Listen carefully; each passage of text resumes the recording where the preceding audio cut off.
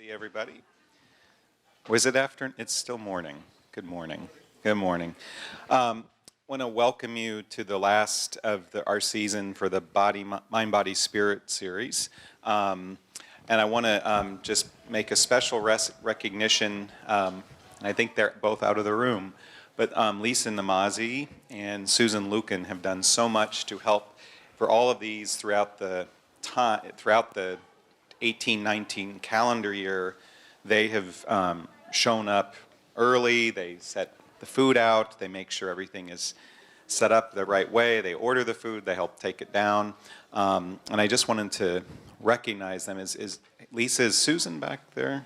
Yes. Well, bring them both out. She's leaving. We'll recognize them when they come back in. So.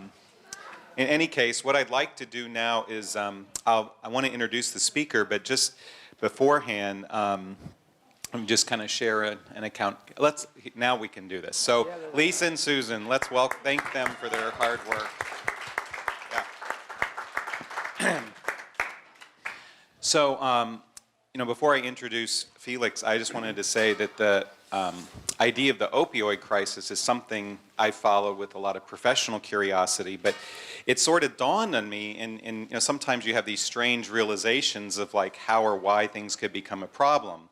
And so a few years ago, my sister had torn her rotator cuff and had the rotator cuff repair and surgery. And so she was given some narcotic pain medication to help. And she came home with this giant bottle of pills, and she thought, oh my gosh, is this, she was worried, am I going to need this much painkiller? And my brother-in-law, who happens to be a family practice physician, was a bit shocked in how much painkiller came home with her. And she ended up only using a few of them, and then I think they discarded it. But in discussions with my brother-in-law, and then hearing a little bit more, it's like this is the sort of thing that just one of the many ways in which these problems can perpetuate themselves was this, that if you have more than you need and you're using it, or worse, more of a worst case is people go and sell it to make some money. So So it was interesting, and just one of those small things that sort of dawned on me, like, wow, I really can see how this has become a problem. So I'm really happy to introduce our speaker, Dr. Felix Rogers, who has been a member here for 45 years. And I asked him about what he's done here, and he said, well, I've been about on every committee in the church. And I thought that was really interesting. But I've sure enjoyed getting to know Felix in the time I've been here, and appreciated his friendliness and kindness to me and my family. He is graduate from the Kirksville College of Osteopathic Medicine, did his internship and residency in the Detroit area, and then went to Emory University for fellowship in cardiology, and he's been practicing for some time here in cardiology. About 80% of his time is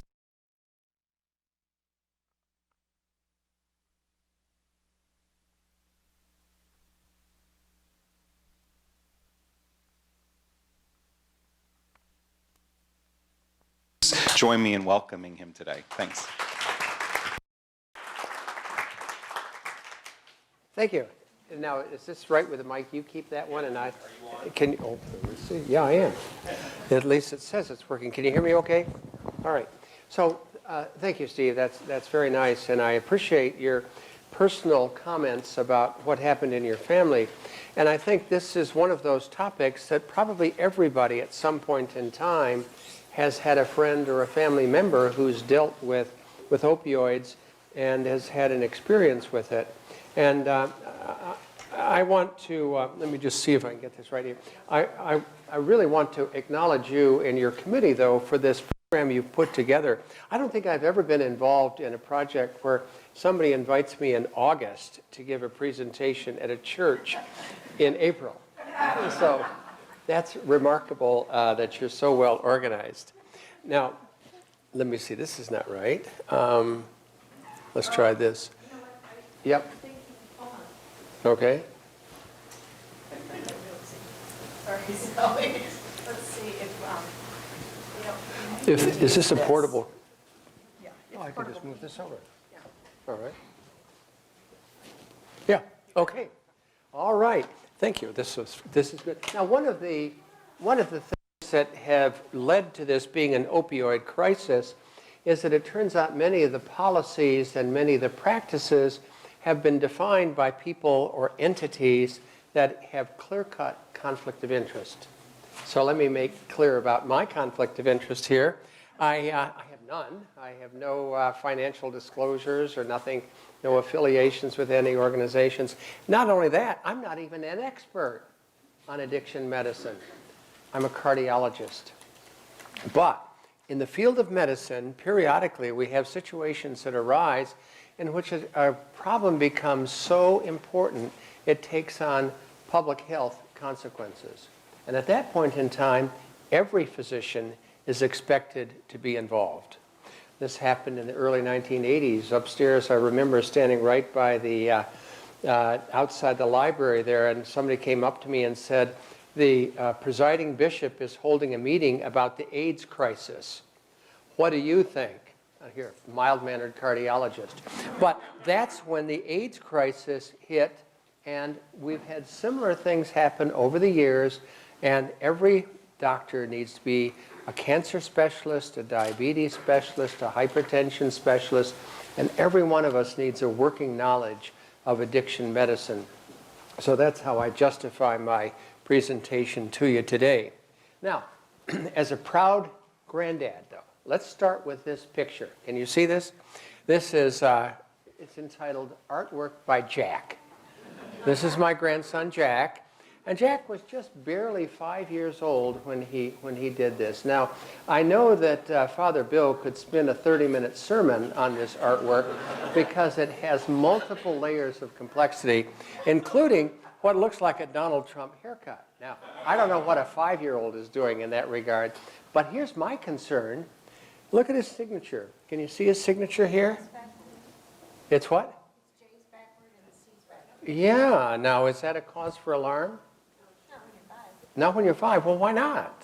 I mean, isn't this like early autism or dyslexia or something like that? Not necessarily. Not necessarily. That's reassuring for you to say that to me, but that's exactly the point that I want to start with today, and that is what we're going to talk about, and the basis for our beginning discussion and our beginning understanding of opioids is that this involves neural circuits. This involves brain circuits. And the starting point for that is neuroplasticity. Neuroplasticity is this concept that as nerves develop, there's learning that takes place. And some of this is learning that's taught, and some of it's learning that happens as a result of how we do things. My grandson is learning how to sign his name, and he doesn't see it. He doesn't see that his J's go in the wrong direction and the C's go in the wrong direction. But all of us have confidence that as he grows and matures, these things will straighten themselves out. And to me, anyway, everything I see in the world, I filter through the world of meditation because that's the guiding influence in my daily activities. And that's our starting point there as well, that if we can keep these distracting things, these negative influences from racing through our neural circuitry, the way we're put together is we are bound to have normal function, and that our neural circuits will optimize themselves and promote health. What we're going to talk about today, though, is an insidious chemical response that is not at all normal and not at all natural, and it can create permanent problems with neural circuitry because of how these chemicals influence neuroplasticity. It's been around a while. This is an interesting set of photographs from Science magazine. We know that alcohol was used in the Fertile Crescent 10,000 years ago, and there's probably good evidence that opium was used for at least 3,000 years. And in part of the support for that are these urns that are 3,000 years old from Cyprus. And notice how they look just like these poppy seeds. So there's no coincidence. I think you would be naive to say that that was not a container designed to hold opium that would be used as either part of a religious or a medicinal ceremony. It's possible, though, and the author of Science Magazine asked, were the ancient Mesopotamians using this to get high? So those are the three options: ritual, medicine, or just plain have fun and get high. So here are the things we're going to talk about today. We're going to start with the science of addiction, what goes on with the neurophysiology, what are these nerve circuits that we're talking about, and then take a look at where we stand now with opioid use itself as a public health problem, and then its links to overdose and suicide. And then spend a little bit of time talking about what the implications of this are for medical policy and for social policy, because they're really two separate issues here. So let's start with an overview of the problem. And this is pretty sobering, that 8 to 10% of people over age 12 in America have some sort of a substance use problem, whether that's opioids or alcohol. But 8 or 10% of the population, 20 to 22 million people have this problem. And when we count in tobacco as a substance abuse problem, the cost to our society is $700 billion a year. And you remember Eric Dirksen, who said a billion here, a billion there. After a while, it starts to add up. Well, this is added up to $700 billion per year, the cost in lost wages, and in some cases, the cost of incarceration and health care related to these addictive behaviors. Now, for centuries, we've treated this as a criminal problem, and that doesn't work.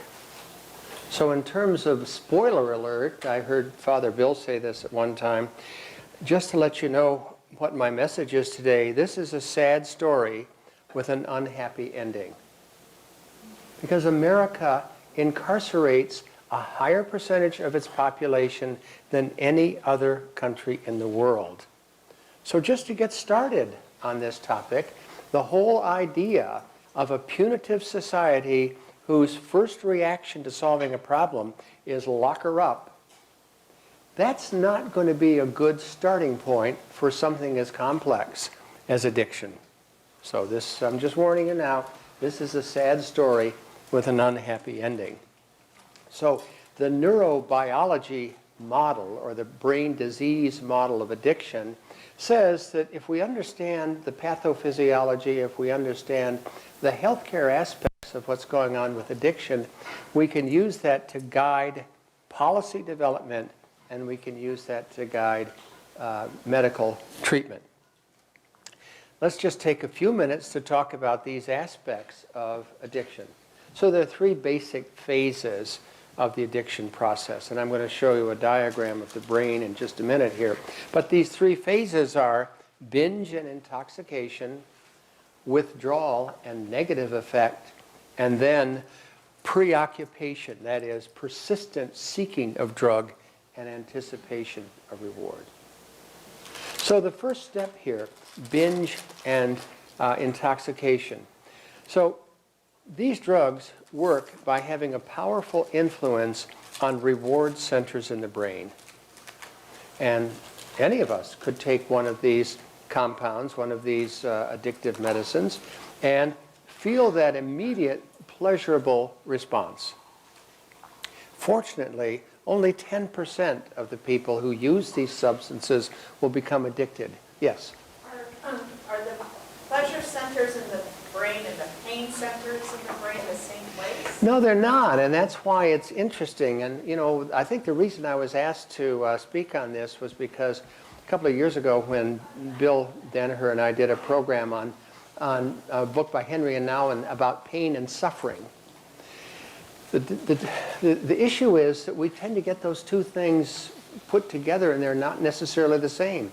The centers for pain are nociceptive centers. That's the medical word for pain.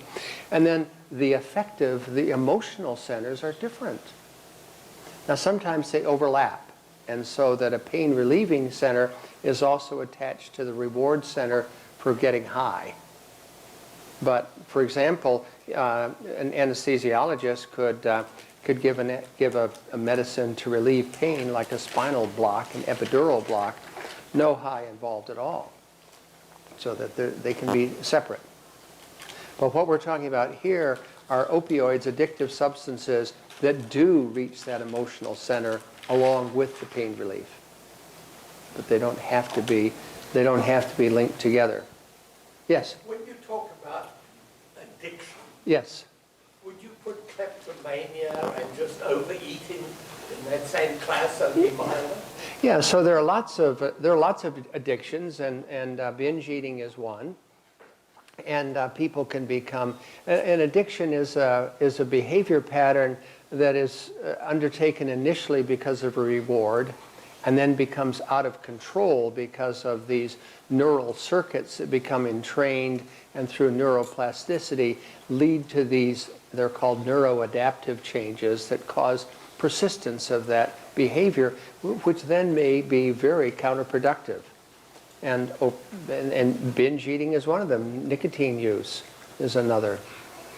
Alcohol can be another. Yeah, when I got shingles, and the day Yep. before it broke, Uh-huh. I was in incredible nerve pain. Yes. So I went to emergency room, they couldn't figure it out, but they gave me a drip of Oxycontin-ish something. Yeah. It was fabulous. Oh, yeah. So the thing is, if I had no responsibilities, I could hang out like that for a long time. It was just, but you can't do it. You can't live life like that, but which is part of the issue. But I just got to say, it feels wonderful. Yes, right. And so, you could be in sales, couldn't you? I mean, you're... I'm in Africa. Yeah, well, close. All right, so the thing about this binge and intoxication, though, is when the person first takes this compound and then they get that, it's activated these pleasure centers that releases neurochemical compounds, especially dopamine, that create that feeling of euphoria and intense pleasure. And of course, it was Larry, I think, who told me just a minute ago, it's that first experience that's the best. It's like that first sip of champagne, that first glass. Yeah. And then, though, what happens is that as these patterns persist, after a while, your brain stops reacting to the presence of this addictive, let's call it morphine, this addictive substance, and instead it starts reacting to the anticipation of that substance, like Pavlov's dog. They would ring the bell, the dog would get food, and after a while they could ring the bell and not have food there, and the dog still salivated as if the dog was going to get the reward of the food. And as this occurs, the release of dopamine is sort of diminished, and other compounds are released, which actually cause very unpleasant feelings. And these unpleasant feelings lead to dysphoria, the opposite of euphoria. And this dysphoria means the person is now feeling terrible. So the typical addict starts off getting that high, pure pleasure, feels great, I love this, I could do this forever. And then after a while, though, the way the neuroadaptive changes proceed, they stop using the drug to feel high. They're using the drug now to avoid pain and the misery that they have when they're going without the drug. So it's not the first day they take it, they were feeling fine before they took the drug. Now they're taking the drug because they feel miserable. So dysphoria becomes the predominant motive for continued drug use. They're escaping this dysphoria. So it starts with a high, and then as the neuroadaptive changes occur, they're escaping dysphoria. The second part of this story here is then the withdrawal and the negative affect, because as we all know, life is a package deal. When we look at the circumstances of our day, it's not just feeling pleasure that's part of our day. but it's what we do. I mean, it's our job, it's our ability to make solid judgment, it's our ability to enjoy the company of our friends and our children, and to step out on a day in Michigan in which the sun is shining and say, wow, this is overdue. You know, these are all parts of what's going on in our daily lives, but for the drug addict, they start to withdraw from participation in these things. They lose pleasure in ordinary events, ordinary activities. They lose a sense of meaning of what's going on in their life. And as a result, they are starting on a pathway toward depression. And they may feel withdrawn, they may feel anxious, they can have many negative emotions that develop and become overwhelming for them. But at the same time, they've got these neural circuits that are now trained toward this idea of this reward that they experienced. They felt it. It was great when they felt it that first time. And then they begin seeking this behavior. And pretty soon, every waking moment is spent thinking, how do I get that substance again? How do I get high again? How can I do this? And what happens at this point in time is that they overpower the prefrontal cortex and the judgment centers of the brain, and they lose solid reasoning. So they can say, yep, I'm in therapy, I'm seeing a counselor once a week, I want to quit. I've made a decision to quit. Then on their way home, they buy some dope and do it all over again. Because even though they can say on one level, I've made this decision, the fact is, these substances erode executive function to the point that people can't make good decisions anymore. So when we look at this situation, we find then that this is that St. Paul who said, you know, I do what I don't want to do, and I don't do what I do want to do. You know, I mean, he's like a counselor. And, you know, anyway, so pretty obvious situation. We've all experienced that on St. Paul's level. But here we are, the drug addict is taking the drug when they really don't want to. They've said they're not going to, and they may take more than they want to, and they may just be completely out of control and can't stop it all. These are all biologic phenomena. This is not criminal behavior. This is something that happens to people who do these drugs. It happens to about 10% of people who are exposed to these addictive compounds. It doesn't have anything to do with serving time in prison or any of these other things. This is a medical problem. Now, I keep thinking I'm going to see this diagram, so let me just go right ahead to this diagram that's too small for you to see. But the point is that these are areas of the brain that are all tied together, so that the initial reward sections of the brain then tie into the parts of the brain that are involved in drug-seeking behavior. They tie into the parts of the brain that are involved in executive function and judgment and decision-making. They tie into the parts of the brain that allow us to enjoy a beautiful sunshine day. All of these things, it's all tied together. These are all parts of neural circuitry. And these neural circuits begin developing when we're young, and as we get older, just biologically, this is just in the normal natural state, these circuits don't mature until about age 21 to 25. The younger the person is when they're exposed to addictive substances, the more likely these changes are to be permanent. The more likely they are to be addicted. So that if the general population has about a 10% likelihood of becoming addicted to these substances, it's far higher for younger people.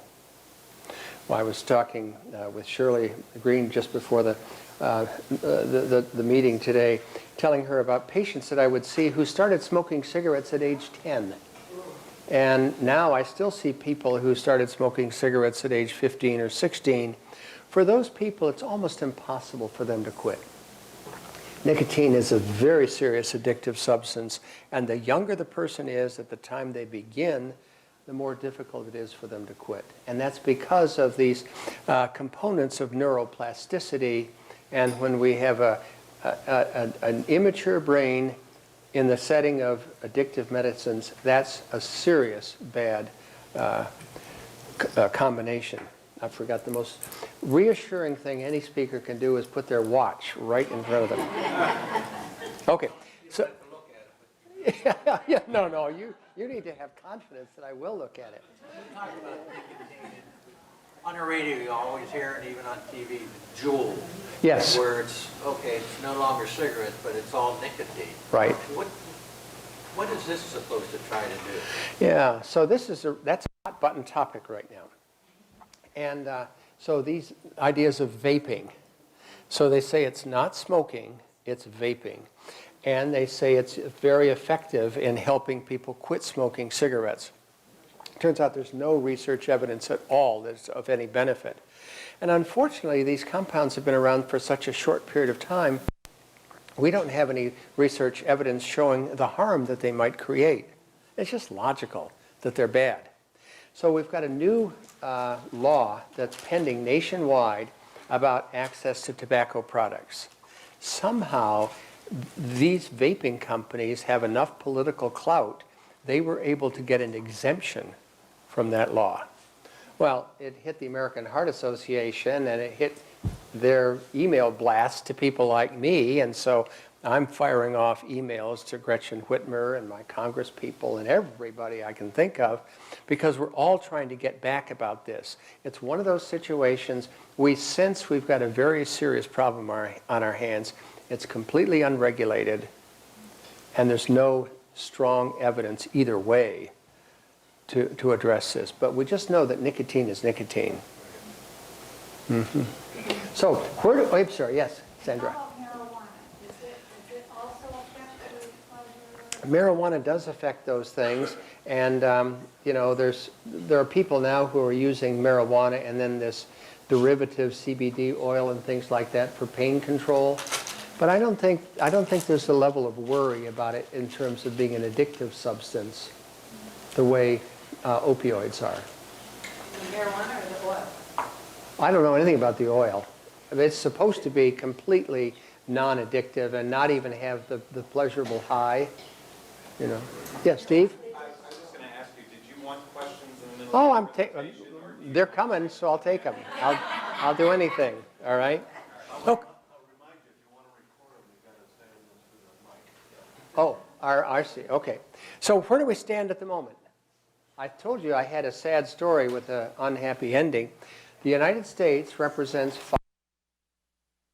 5%, and we consume 80% of the world's opioids. What's wrong with this picture? Isn't that a sobering statistic there? 5% of the population using 80% of the world's opioids. And they're the leading cause of death now for all Americans under age 55. More people die from opioid poisoning than die from diabetes and that die from HIV/AIDS. This is why I've had to learn something about this. This is a public health emergency. 5%, 80%. Pharmaceutical companies? You were going to get to that, but you're exactly right. That's a major part of this. And just to know where we stand in Michigan, we're 10th highest in the country in terms of the percentage of our population in the state who die from opioid overdose. And in terms of our ability to treat, we're 6th from the bottom. 44 states ahead of us doing a better job of having physicians capable to treat long-term opioid use with medicines that are like methadone, things that are protective. Those numbers include fentanyl, Yes, heroin. yes, right. So they're not only the prescription opioids like OxyContin, but then fentanyl, and then it's synthetic, you know, what do you want to say, black market versions as well. Yeah. Well, I've heard that probably the drugs that are on the market, say on the street somewhere, 80% of them are prescription drugs. Well, it's a high percentage of them. And as we'll see later when we try to pinpoint why this crisis is so far out of control, the supply side theory supports the fact that it may be related to physician prescription of these things. Here's an interesting slide, though, Larry, just to follow up on that. This is overall opioid deaths since 1980 up until 2016. And notice this is a hyperbolic curve, isn't it? This is a logarithmic increase in death. Yes, and what's even more sobering about this, though, is since 2009, prescriptions for opioids have decreased.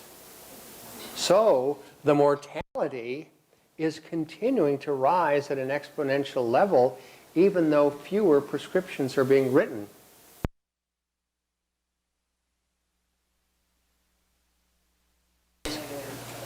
Right, I don't have numbers for those countries.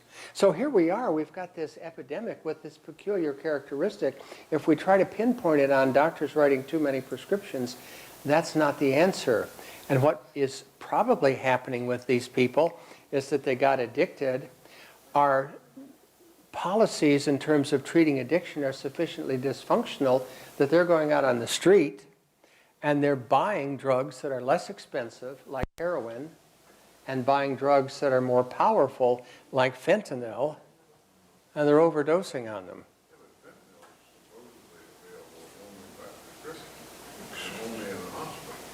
No, it's coming in illegally. It's coming in. No, I think the key word here was supposedly. Yeah, and so part of the problem is that there are lots of people with advanced degrees in organic chemistry who found a nice moonlighting job. Yeah, and they're producing, garage fentanyl. Same here. When I do procedures in the hospital, we always start with fentanyl. So the chief wellness officer at an organization called the Wellbeing Trust said that there are really two parts to this, though. One is a healthcare issue, and the second is a problem in society itself. And that's the one I'd like to make sure we include as we go through this just a little bit more. So just a few little more things about numbers here. And when we look at suicide, overdose and suicide are. When we look at the total number of people who die from combined suicide and unintentional overdose, in the last 17 years, it's gone from 4,000, what's that, a 2.5-fold increase in mortality in just 17 years. So the reason these are linked together is that if someone has a lot of pain, they're more prone to have depression. If they're depressed, they're more prone to have suicide. If they've got a lot of pain and they really need their opioids, they're more likely to develop this craving for opioids, and they're more likely to make risky decisions about drug taking. So they're tied together that way. Yes? When they move on to heroin or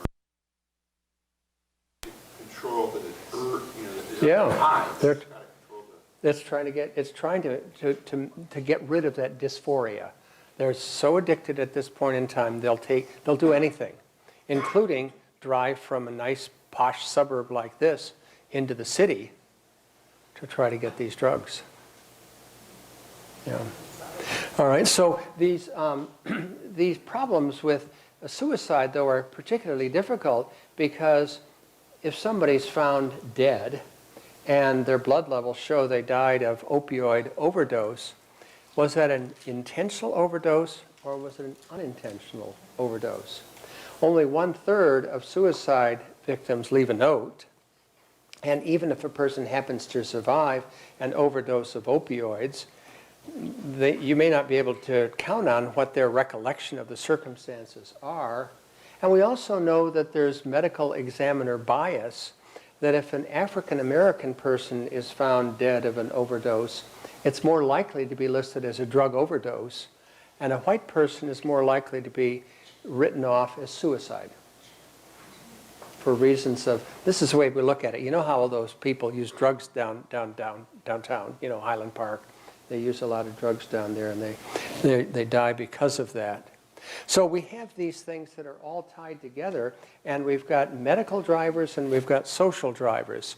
So the issues, I think I covered these things here. Let's just go to the increased demand for opioids and the increased supply of opioids. Now, the typical risk profile of a person who's going to die of opioid overdose is a middle-aged white male. Now, where have we heard that before? Who's the most likely person to be involved in going into high schools and shooting everybody up? And who's the most likely person to be involved in a white nationalist movement, but white middle-aged males? And one theory about that is that it's happening because there's this widespread income inequality and sense of despair, particularly in the uneducated white population. And so they've got this feeling of hopelessness. And in one segment, they wish to regain a magical past with white supremacy that was probably never really there. And it predisposes them to sympathy toward white nationalist movements. And on the other hand, there's that sense of despair, and things aren't what they want them to be. And that despair leads to a demand for opioids. But the highest risk population for suicide is the white middle-aged male. And males are twice as likely as females to commit suicide. So we've got these drivers of the situation that are probably tied in not only with intrinsic male-female differences, but also by these social factors here. And when people start getting into opioid use, because of this disconnect with executive function and reasonable decision-making, it leads to social isolation, to depression, to bad decisions, to unemployment, to financial difficulties. It's a spiral of events that can lead to this despair that might be part of the overdose and suicide. The other thing is that we get these periodic, they call them epidemics, and that is that everybody's going along and life is good and somebody introduces crack cocaine. Well, all of a sudden that's the hot ticket. That's the cool thing. It's inexpensive, it's brand new, a whole new set of dealers show up with this thing, and people start using crack cocaine. And nowadays it's fentanyl. Fentanyl is the new thing that we're dealing with here. And years ago it was heroin. So we've got this basic demand for these drugs, and then periodically we go through these fads of things that are further available to us. Now, the flip side of this is the supply side of the issue of opioids. And Steve, you were mentioning how this family member had a great big bottle of opioids. And we've learned that if physicians do, in fact, prescribe a large bottle of opioids, something's going to happen to that. It's going to get used. And now we have more and more changes that are related to trying to restrict opioid prescriptions by, first of all, limiting the number of prescriptions that can be written, but then also the duration of time for which they can be written. Yes, I Kate? just recently left the hospital, but opioids, and they only give you 7 days now. Yeah. That's it, 7 days, 1 week. And Kate, you told me before we started, tell me what your experience was taking opioids and what happened when you quit. Well, Oh, I'm sorry, can we hand you the microphone? Well, 6 weeks ago, I stupidly fell off a step stool in my kitchen and broke my back. So I had fentanyl in the ambulance. I had morphine, which I hated. That IV just makes your body incredibly hot. And then I was on hydrocodone for 3 weeks. And I was wondering about the relationship from being on pain, because my daughter was in a car accident 15 years ago and she almost died, and her doctor told her she wouldn't become addicted to it as long as she was in pain, taking it for pain. Is that right? No. No. Okay. Okay, so That's part of the... that was 15 years ago. Conversation over. No. No. Okay, so that's not possible. So I was on hydrocodone for, we tried to do other things. You know, we've experimented, and it was the only thing that would get to the pain of because my back, I found out I just found out Friday it compressed more after the accident. So it was in a pain process. So I was on opioids for 3 weeks. The pain stopped very suddenly, though. I mean, I went from 6 a day to 2 a day in 1 week, you know. And then I was telling them, they never tell you what the side effects of coming off of it are. I had some bad stomach upset for 5 days, chills, and I was blaming my wonderful rehab center, and my doctor said, no, that was coming off the painkiller, and she read off all the things that I could have had, and I took the ones I had, and I said, great, I'll take those side effects as opposed to what I could have had. So your short period of time on these drugs was long enough that you developed the aversive feelings. So it wasn't that you were trying to get more of this medicine because you liked that high. You were feeling bad. You already had the dysphoria. And so you were feeling rotten, and you didn't formulate this, but this is how an addict potentially could react by saying, man, I feel horrible when I'm not taking this medicine.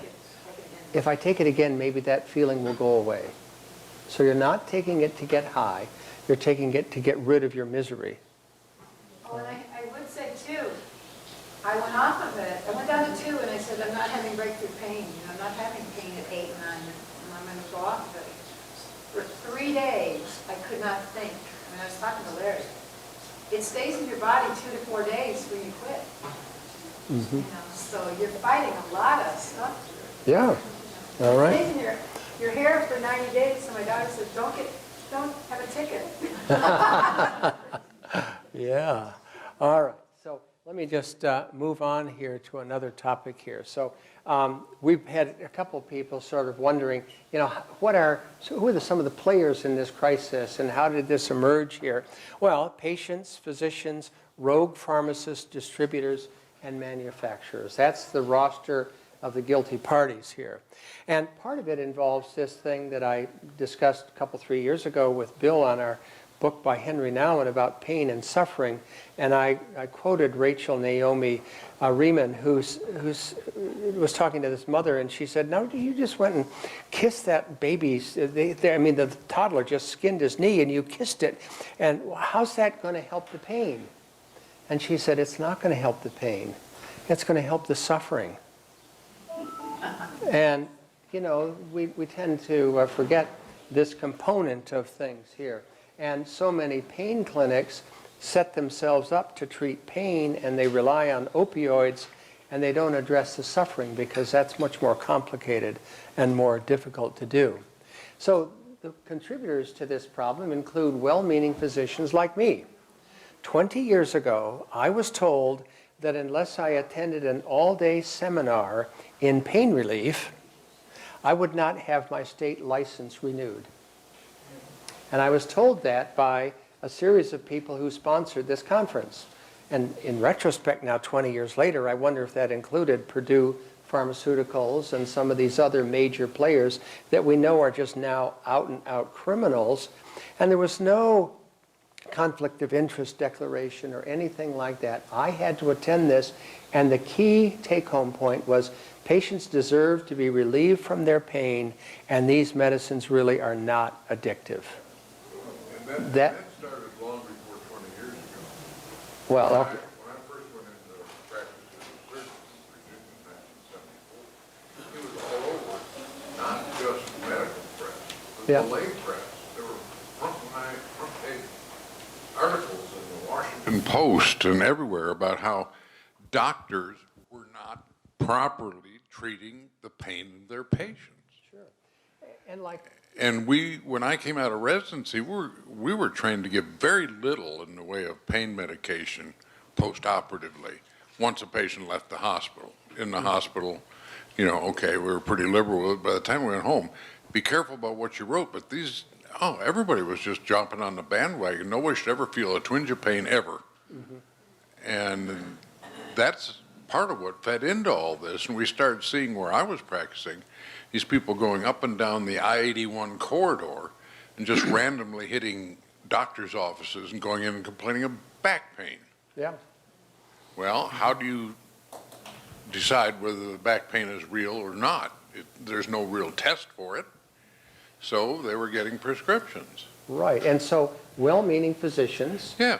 wrote prescriptions and contributed to this problem. But we also have greedy physicians. And one of my friends who's an internist, her husband is a prosecuting attorney for the city of Detroit, federal prosecuting attorney. And he's got a video clip of this man walking in, and he takes off his winter coat. He sits down, puts on a white coat, his doctor's white coat, and for the next hour and a half wrote prescriptions for opioid pain medicines. Got up, took off his white coat, put on his work coat, his winter coat, so he could go back outside again. So this was how he allowed his brain to cope with the fact that he was writing murderous, quantities of opioids, and this thick stack of prescriptions then works its way into the population. So these greedy pill mills are part of the process as well. So there are two types of physicians who contribute to this problem. In terms of prescription drugs, OxyContin is one of the worst offenders, and that's a drug that's produced by Purdue Pharma. And as I mentioned here just a minute ago, even though the number of prescriptions is falling, the opioid deaths continue to rise. Another component to this insidious problem are the drug distributors, the official drug distributors. And these are some of the major players in the American economy. Cardinal Health, McKesson, AmerisourceBergen, Henry Ford Health System probably gets 90% of their stuff from these guys. But they also distribute these drugs. They distribute these drugs in a completely unprofessional, unethical way. 3/4 of prescriptions, this is from a New York Times article a couple of days ago, 3/4 of prescriptions at a Queens pharmacy that were supplied by Amerisource were written by doctors who were later indicted or arrested. McKesson kept shipping drugs, these like OxyContin, to pharmacies for 6 years, even though they received repeated warnings that these are drugs that are being given to people who get their prescription from one of these pill mills where the doctor is just writing these prescriptions, and McKesson didn't stop until the doctors were indicted. It's not as if they said, oh yeah, we understand this is a public health problem. People are dying of opioid overdose. No, they saw dollar signs and said, we're going to keep shipping product as long as we can until somebody gets arrested. We're going to keep shipping product. Yes, Kate? Is OxyContin and oxycodone the same? No, they're similar though. Oh, they're Yeah. Well, they all the drugs have similar molecules. Yeah. Because they all attack the same receptors. receptor sites. Yeah. So here we've got this problem on our hands that it seems like every component of society is involved. So I raised the question, any chance we could have seen this coming? Well, if we're going to ask that question, we have to say, well, who were the prophets of our time? Wouldn't that be the person who would give us a clarion warning some 10 or 20 years before the rest of us would catch on? And after Martin Luther King gave his speech about I Have a Dream, for the next 3 years, he devoted all his energy to helping us as a society confront what he saw were the 3 most important pressing issues of our society: racism, materialism, and militarism. And that was so uncomfortable to hear that most people sanitize Martin Luther King, and all we do is talk about I Have a Dream, right? We got rainbows out there and the little kids, and they're all taking flowers and putting them in buckets and stuff like that. And nobody's addressing the seriousness of racism, militarism, and materialism. Those are the key features that Martin Luther King saw. Now, I commented a little bit about the opioid overdose being a white, and especially fatal overdose, being a white man's disease. But as it turns out, the African American population is disproportionately affected by this because of our tendency to incarcerate the black population at levels much higher than the rest of the population. And militarism, militarism is not being opposed to having a strong military. Militarism means taking a military approach to a problem where it's not indicated. It's like our war on drugs, right? This is a biological medical problem. It's extremely complicated. It requires nuanced policy developments. It's not lock 'em up. It's not a war on drugs. We're completely wrong about this, and Martin Luther King nailed it in 1963 when he developed this idea here. And of course, the materialism, how else can you justify these major drug distributors like Cardinal Health and McKesson? How else can you justify what they're doing except severe, pathological, overwhelming greed? I'd hate to think that our generation is going to be known as the generation that made greed socially acceptable. But at the moment, we seem to be. That's what's happening with this opioid crisis. It's spiraled out of control because of the number of people who are so captivated by just pathological levels of greed. And I'm going to just go ahead to one more picture here and then come back to this here. And that is, these are two people that are part of the Purdue Pharma. This was a company founded by 3 doctors. And these 3 doctors got together, and they were doing nickel and dime stuff. It was a company going nowhere. And then they latched on to OxyContin and started marketing it. And they reassured everyone that this was not dangerous. This was not harmful. And then, of course, their sales went through the roof, and they're making $3 billion a year. This company is entirely held by a family of 20 people. It's not on the New York Stock Exchange, held by 20 people. And the lawsuits have started to roll in. They settled their first one in 2007. They settled for $600 million. But as long as none of the family went to jail, that's just the cost of doing business. That's not going to affect their philosophy. They have now been named in 1,600 lawsuits for what they're doing. And that includes the lawsuits that we just heard about from Macomb County. They're suing 3 entities, and I think Purdue Pharma is one of those. And this family's not dumb. They've been shunting hundreds of millions of dollars to offshore accounts in anticipation of the fact they're going to lose all these lawsuits. So they're talking about filing for Chapter 11 for Purdue Pharma. But they've introduced a new campaign. They're going to start treating addiction. So they're going to start trying to make hundreds of millions of dollars treating the problem that they've created. And they thought a perpetual motion machine was not possible. They're going to do it. I'm sorry, but that is a pretty harsh statement. They didn't create this problem. I'm not going to say it's a harsh statement. I'm going to say it's worse than that, Larry. These guys are abysmal. Okay, there we go. All right. That company didn't create this problem. It's like cigarettes. No, but the thing is, though, that this is a complex problem, and I talked about all of the factors that come into play. Every time somebody tells me something's a complex problem, I get the idea they think I'm not able to understand. No, but I'm saying within the realm of the opioid crisis, this is a particularly flagrant aspect of that. They didn't create the problem. Nope, you're right. They didn't. Yep. Well, they said that they told all the doctors that it was not habit forming. They told all the doctors that it was not habit forming. Yeah. So don't tell me they didn't start something. Yep, right behind you, Mel. Yes. One of the things I saw was that when people started crushing it and snorting it, Yeah. they reformulated it. But what that did is extend their patent. Yes. Oh. And they just extended their patent for another. I didn't know that. Yeah, that's right.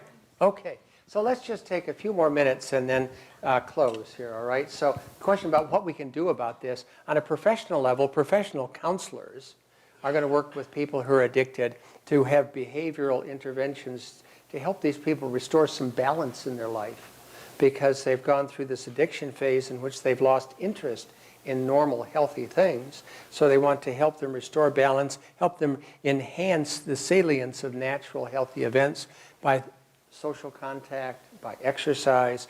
They want to try to work with them on stress reduction, help them cope with negative emotions, which are all part of the addictive process, improve executive function, self-regulation, and then help the recovering patients change their circle of friends and the circumstances that they've been in that tend to make this addiction repetitive, to help them relapse. Since, you know what, I can give you references from the New England Journal of Medicine. I know what the results are. The recidivism rate in a year down the line is well over 50%. Oh, much higher than that, I bet, Larry. And that's, Don't present that to these people as if this is some cure for this problem. It's well, not. I'm not done. I'm not done. Let's let Felix finish. All right. So another component of this in terms of public health policy is to recognize this component of the neuroplasticity and the immature nervous system of younger people. When the drinking age was raised from 18 to 21, there was a dramatic reduction in traffic fatalities. And we ought to consider raising the age of cigarette smoking to 21 because we know these neural circuits don't mature until ages 21 to 25. So I think that's a public health implication that we can draw from this model. The other thing is that I think the United States may be the only country in which when a patient comes to a doctor's office, they can get free samples of opioids. Whereas throughout the European Union, they're forbidden to give out free samples of opioids. And we do it in this country through the 30-day voucher, the 10-day voucher, the 20-pill voucher, these pill vouchers. We don't just, it's not like Halloween where, you know, you give them out, everybody comes to the door. But it's still actually starting them on the medicine. And since 10% of those people are going to become addicted, it's a pathway toward worsening the problem. In those areas in which people are able to get health care insurance, they do a much better job of getting on treatment to protect them against addiction. And that includes, let's say, the use of naloxone or buprenorphine, which is the new generation of methadone. And in Massachusetts, for example, where they've made a major effort to insure their population, only 2.5% of the population is not insured, and 60% of those people are on comprehensive therapy for their addiction, including pharmacologic support. So it's not just the behavioral modifications that I mentioned earlier, but it's the pharmacologic support. Whereas in Texas, where they declined participation in the Affordable Care Act, and 12% of the population is uninsured, only 30% of the drug addicts have access and get treatment for their addiction. In France, when they made it easy to use buprenorphine, the methadone-like compound for the treatment of addiction, their overdose deaths dropped by 80%.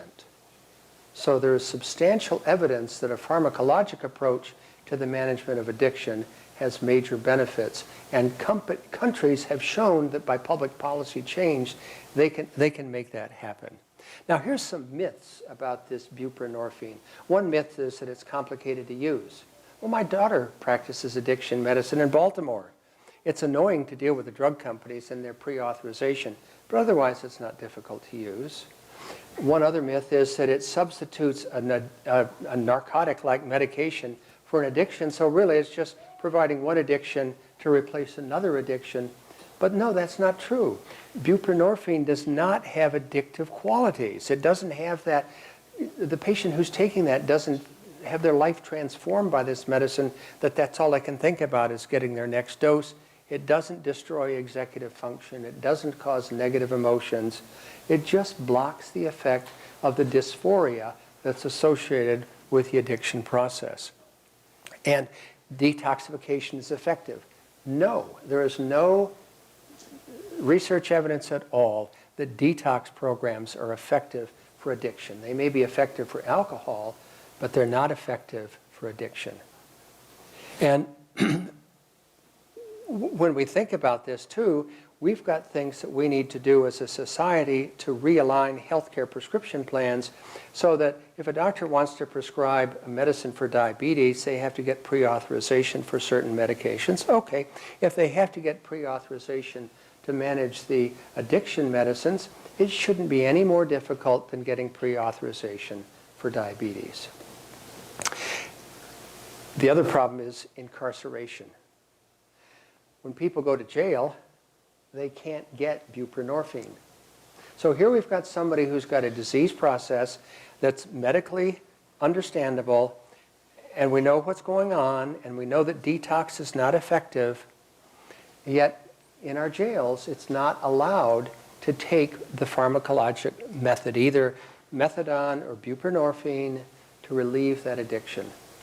So when a person is released from jail, their likelihood of dying of an overdose is 10 times that of the general population, because these changes that occur in the neural circuits are permanent. That person is going to be craving a narcotic the rest of their life. These are permanent changes.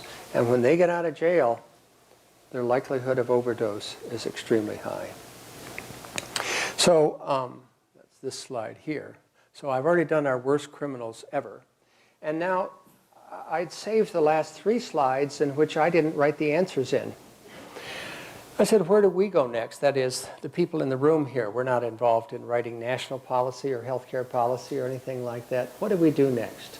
And you may recognize these first 3 things. They're part of the Eightfold Path of Buddhism, which starts with right thinking, right speech, and right action. I was hoping to get some, and I still am hoping to have you offer some suggestions about this. But for me, for example, in terms of right thinking, if I've had any impact today, and if there's been any one lesson today, it's that centuries of treating addiction as a criminal act and punishing it by incarceration haven't worked. This is a medical problem. This is a brain disease problem. And just thinking about it differently is a good start. And so that's my first hope, that you think about this problem differently than you might have before.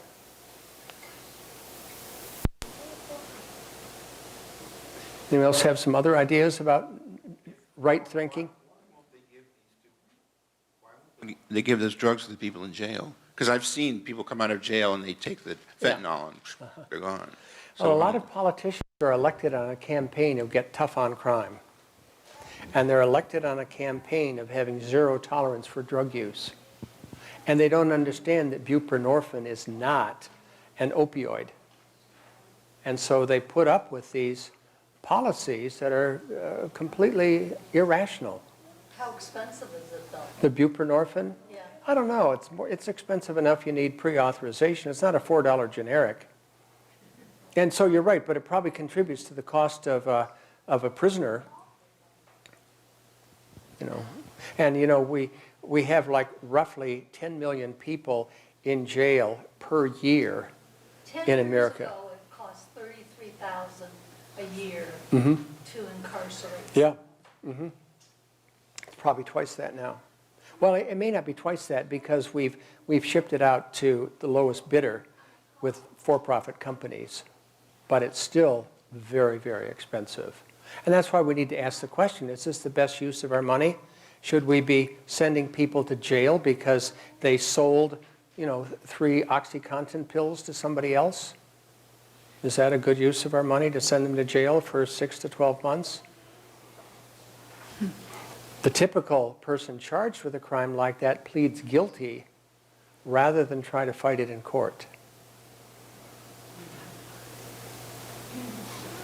Yes? Okay, I have a question. I'm trying to connect all of these dots between Yep. the neurotransmittal and Yep. what happens in Yep. an addiction. Yep. And if there are permanent changes Yep. in the, In the your brain. mind, in the Yep. brain, then, and they cannot be changed, then they're facing a lifetime of dealing with these, of behavior modifications in order to And live a pharmacologic normal life. support. Yeah.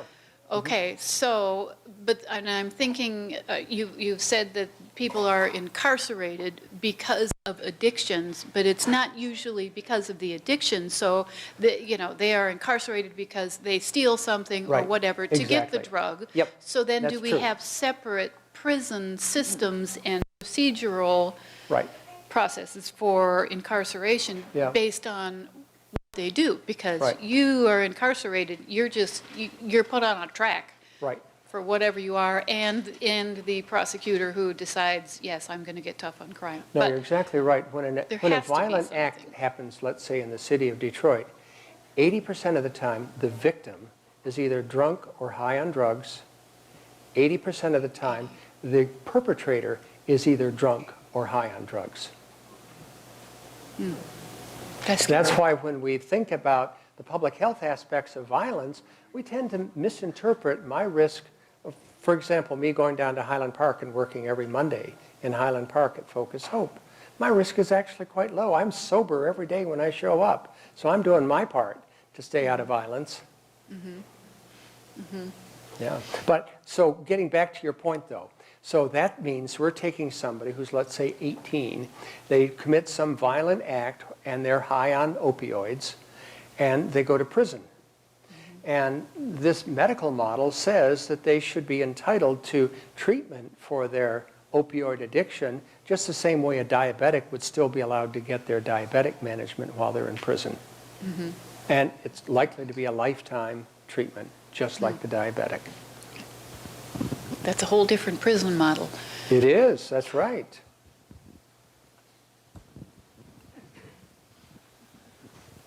I think we consider ourselves a faith-based community. Yes.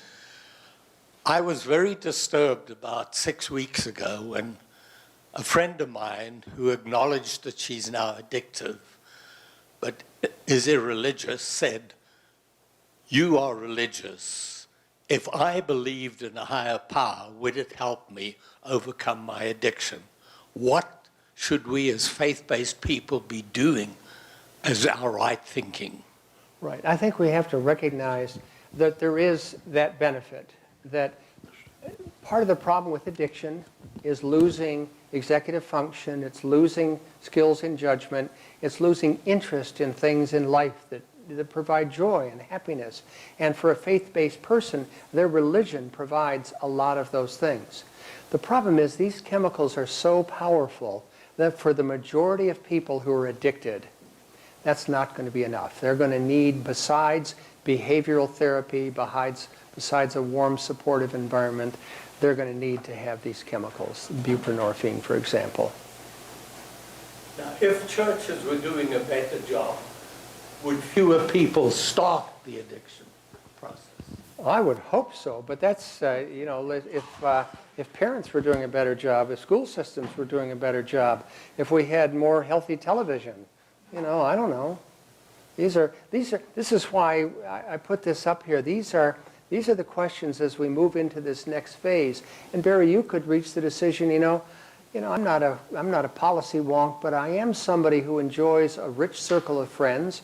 And so I can discuss this with my friends and see if I can raise the level of conversation to provide a more healthy context to looking at addiction. Because that's part of what we need. But if we spent the money that we're presently spending on prisons, or anti-addiction medicine, on better schooling for kids, particularly in Pontiac, would that be a better use of our money than trying to fight addiction, rather get the kids going right in the first place? Preventative instead of... It's such a complicated thing. One of the other problems I'm working on down at Focus Hope is lead poisoning. The prevalence of lead poisoning in the Focus Hope neighborhood is 3.5 times higher than it was in Flint at the height of the Flint water crisis. And yet it's only 10% as high, 20% as high as it was 20 and 30 years ago. And many people are saying that the reason crime statistics have dropped is because we've done a better job on removing lead. Solid evidence that we have less crime because of reduction of serum lead levels in this generation. So You know, the question you've asked is so important, but I think the way I would look at that question is say, you know what, isn't this where we should be directing our policy? We have a lot of governmental policy going on now that's got a lot of us distracted by demagoguery and hate speech. Personally, I think we'd be much better off if we said, what do we really care about as a society? You know, in my field, medicine, physician burnout is at an all-time high. Yet my boss is going to get a bonus if my productivity increases. I think he should get a bonus if I fill out my questionnaire and say I'm more happy this year than I was last year. And many countries are moving to the idea of, instead of measuring a gross domestic product, measure the happiness of your population. Start answering those questions that you're asking. And stop our preoccupation with materialism, with all of these things related to financial gain. Yes. Oh, here. Okay, Yes, Sandra. Okay, I'm sorry, I'm talking way too much. All right. So years ago, when there was alcoholism in a family and friends could do an intervention that could be effective for the person stopping alcoholism. Does that model work for opiates? I think it's more limited than it is for alcohol, but sure it can work. If somebody is in a family situation and they've got a problem with drug abuse, and they say, I'm going to go out and meet with my friends, and their friends are the ones who were part of the addiction pattern, and they can prevent them from joining those friends and getting into that same environment that was associated with drug use, that's part of the solution to the problem. Yeah. We're going to stop at this point. I have not been able to benefit from your presentation except for the last few questions, and I want to thank you. Because everything that you're, at least from what I can gauge from those last few questions, you're picking up on a lot of really important tensions. And I understand that this has been a meeting in which a lot of people have had some strong opinions, which is fine, which is important. And this is not an easy topic to discuss. You know, because I come from a family where we have struggled with addiction to just about everything.